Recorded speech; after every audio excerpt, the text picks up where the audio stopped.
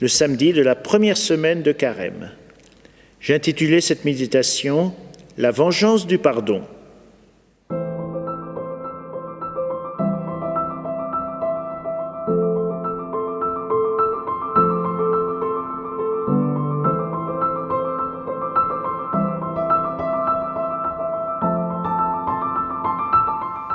De l'évangile de Jésus-Christ selon saint Matthieu. En ce temps-là, Jésus disait à ses disciples, « Vous avez appris qu'il a été dit, tu aimeras ton prochain, tu haïras ton ennemi. Eh bien, je vous dis, aimez vos ennemis, priez pour ceux qui vous persécutent, afin d'être vraiment les fils de votre Père qui est aux cieux. Car il fait lever son soleil sur les méchants et sur les bons. Il fait tomber la pluie sur les justes et sur les injustes. En effet, si vous aimez ceux qui vous aiment, quelle récompense méritez-vous? Les publicains eux-mêmes ne font-ils pas ainsi? Et si vous ne saluez que vos frères, que faites-vous d'extraordinaire? Les païens eux-mêmes n'en font-ils pas ainsi? Vous donc, vous serez parfaits, comme votre Père céleste est parfait. Tu ne commettras pas de meurtre, tu ne te vengeras pas. Va te réconcilier. La vengeance. Voilà pourtant une idée à laquelle nous sommes très habitués, n'est-ce pas? Vous avez lu sans doute comme moi le Comte de Monte Cristo, le célèbre roman d'Alexandre Dumas. Son héros est jeune au début du récit, 19 ans. Un garçon magnifique qui va être promu capitaine d'un navire, heureux. Il va se marier avec une fille qu'il aime et dont il est aimé. Mais des jaloux veillent, et le soir même de ses noces, il est arrêté sur une fausse accusation politique et envoyé dans une forteresse au large de Marseille, dans laquelle il restera 14 ans avant de s'évader. Inspiré d'une histoire vraie, l'intrigue racontera la lente vengeance du héros, qui lui permettra de ruiner, de faire disparaître ceux qui avaient si férocement été la cause de ses malheurs. La vengeance. La vengeance est un plat qui se mange froid, comme on le sait, comme aussi, on connaît l'histoire de la mule du pape. 7 ans, raconte Alphonse Daudet dans un récit, la monture papale a attendu patiemment pour se venger d'un jeune sadique qu'il avait persécuté, faisant croire hypocritement au pape qu'il aimait sa mule. Le jour où le jeune homme, après des années d'absence, reçoit une place prestigieuse, Daudet raconte, quand il passa, le malfaisant, près de la mule, il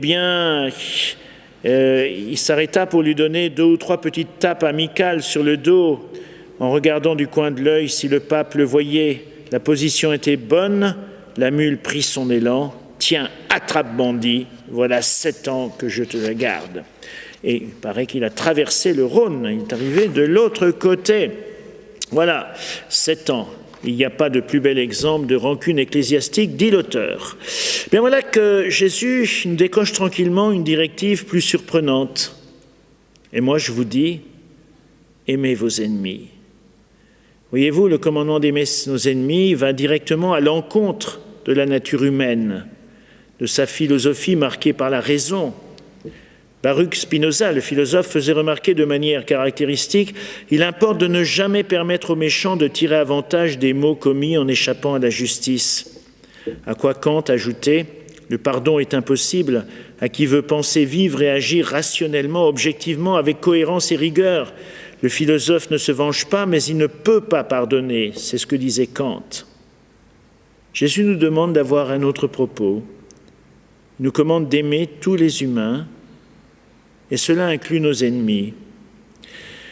C'est pas facile, mais cette exigence, il l'a vécue lui-même.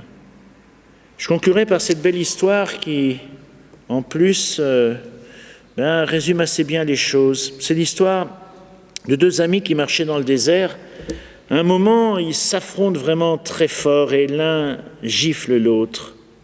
Ce dernier endolori, mais sans rien dire, écrit dans le sable « Aujourd'hui, mon meilleur ami m'a donné une gifle. » Ça soulage d'écrire dans le sable. Il continue à marcher, puis il trouve un oasis dans lequel il décide de se baigner. Mais celui qui avait été giflé manqua de se noyer, son ami le sauva. Quand il se fut repris, il écrivit en gravant sur une pierre « Aujourd'hui, mon meilleur ami m'a sauvé la vie ». Celui qui avait donné la gifle et avait sauvé son ami lui demanda « Quand je t'ai blessé, tu as écrit sur le sable, maintenant tu graves dans la pierre, pourquoi ?» L'autre répondit « Quand quelqu'un vous blesse, nous devons l'écrire dans le sable où le vent du pardon peut l'effacer peu à peu. Mais quand quelqu'un fait quelque chose de beau pour nous, nous devons le graver dans la pierre où aucun vent ne peut l'effacer. » Exigence de Jésus à vivre au quotidien. Il faut que parfois du temps pour arriver à pardonner, mais le Seigneur, là aussi, nous en croit capables.